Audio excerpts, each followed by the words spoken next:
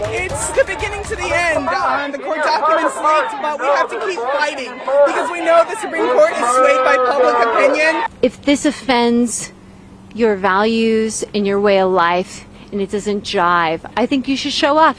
I think you should come here, whether it's nighttime, whether it's daytime, show up. And that's why I'm here tonight. Well, that is the scene outside the U.S. Supreme Court tonight following a blockbuster report that the nation's highest court is set to overturn Roe v. Wade. Good evening and thank you for joining us for KREM 2 News 10 at 10, where we give you more news in less time. Let's get started. Tonight, a draft opinion is circulating among Supreme Court justices that they would support overturning Roe v. Wade. That's according to a 98-page draft opinion reported by Politico.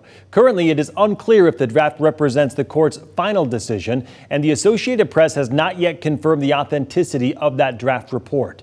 The draft opinion currently states, quote, Roe was egregiously wrong from the start, unquote. Additionally, a Supreme Court spokesperson says the court has no comment on the draft. Tonight, some Washington lawmakers are voicing their opinions on that leaked draft. Senator Patty Murray tweeted out this statement saying, quote, if this is true, this kind of outcome is exactly what I've been ringing alarm bells about. The GOP's goal has always been to ban abortion. They're already banning abortion in states, fighting for a federal ban in the Senate, and they could overturn Roe in the Supreme Court too. Senator Maria Cantwell also tweeted this response, quote, overturning a woman's right to privacy and reproductive health after 50 years of case law makes clear the far right's agenda gets Supreme Court justices who will testify at confirmation hearings that Roe v. Wade is settled law, but now vote to overturn it, unquote. Meanwhile, Washington Governor Jay Inslee also tweeted his opposition to the draft saying, quote, not here, not in our lifetime. Washington is and will remain pro-choice, and we will not slow down in the fight to ensure safe, affordable access to every person who needs it, unquote.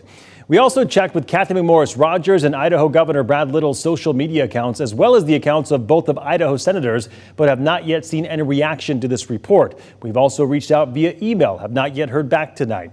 Meanwhile, back in March, Idaho passed a law that would ban abortions after about 6 weeks of pregnancy.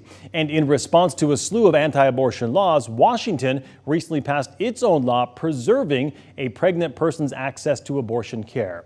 Again, we want to share that this is a report from Politico, which claims to have obtained a leaked draft opinion written by Justice Samuel Alito that states the Supreme Court has voted to overturn abortion rights. We will, of course, stay on top of this story and bring you more information just as soon as we get it.